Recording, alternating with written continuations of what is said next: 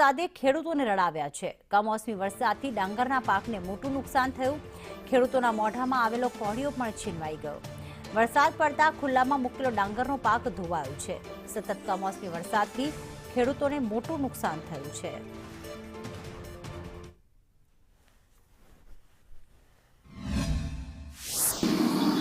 સુરત શહેરમાં એક દિવસના વિરામ બાદ ફરી મેઘરાજાએ સુરત શહેરમાં આગમન કર્યું છે। કમોસમી વરસાદે આગમન કર્યું છે। એક દિવસ સુધી જે મેઘરાજાએ વિરામ લીધો હતો ત્યારે તડકો નીકળ્યો હતો, તેને કારણે જે ધરતીપુત્રો છે સુરત જિલ્લાના જે દાંડી રોડ કહેવાય, સુરતના છેવાડે આવેલું દાંડી રોડ ઉપર પોતાનો જે પાક છે તે ભાત સૂકવવા માટે મૂક્યા હતા। અને ભાત હવે આખો ને આખો જ્યારે પહેલા વરસાદ પડ્યો ત્યારે ભીનો થઈ ગયો હતો, ત્યારે સૂકવવા માટે મૂક્યા હતા, અંકુર ફૂટી ગયા હતા।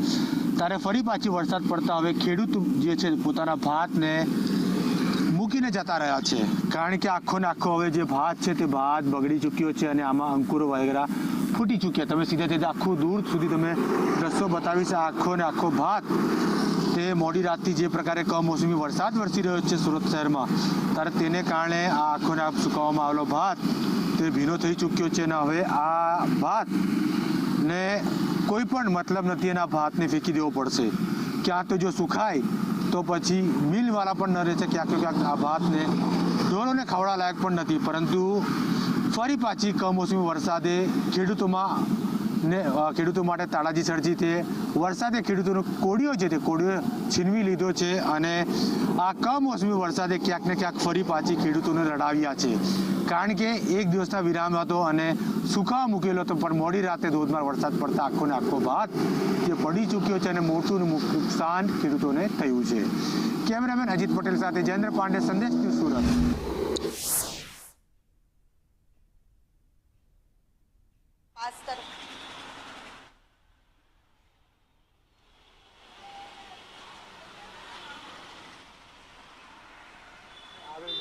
જહાંગીરપુરા, અડાજણ, ઈચ્છાપુર, કવાસ જેવા વિસ્તારમાં વરસાદ વરસી રહ્યો છે। સીધા દ્રશ્યો જોઈ શકો છો જે પ્રકારે વરસાદ વરસી રહ્યો છે। લોકો પોતાના કામ ધંધે નીકળી રહ્યા છે ત્યારે રેનકોટ અને છત્રીનો ઉપયોગ કરી રહ્યા છે। કે વાત કરવામાં આવે ત્યારે હવામાન વિભાગ દ્વારા આગામી વધુ 2 દિવસ સુધી સુરત સહિત દક્ષિણ ગુજરાતમાં ધોધમાર વરસાદ પડશે તેવી આગાહી કરવામાં આવી હતી। તે જ પ્રમાણે ફરી પાછી સુરત સહિત દક્ષિણ ગુજરાતમાં વરસાદ વરસી રહ્યો છે, તેને કારણે ખાસ કરીને જે ખેડૂત ધરતીપુત્રો છે તેમને ખૂબ જ માવઠાની અસર જોવાઈ રહી છે, કારણ કે જે પ્રકારે આગાહી કરવામાં આવી હતી તેને કારણે તેમને ખૂબ જ નુકસાની વેઠવાનો વારો આવ્યો છે। ખેડૂત પુત્રોએ પોતાનો જે પાક છે તે પાક ભીનાઈ જતા તેમને રડવાનો વારો આવ્યો છે, પરંતુ હજી બી આગામી 2 દિવસ સુધી સુરત સહિત દક્ષિણ ગુજરાતમાં ધોધમાર વરસાદ પડશે તેવી હવામાન વિભાગ દ્વારા આગાહી કરવામાં આવી છે। કેમેરામેન અજીત પટેલ સાથે જયેન્દ્ર પાંડે, સંદેશ ન્યૂઝ, સુરત।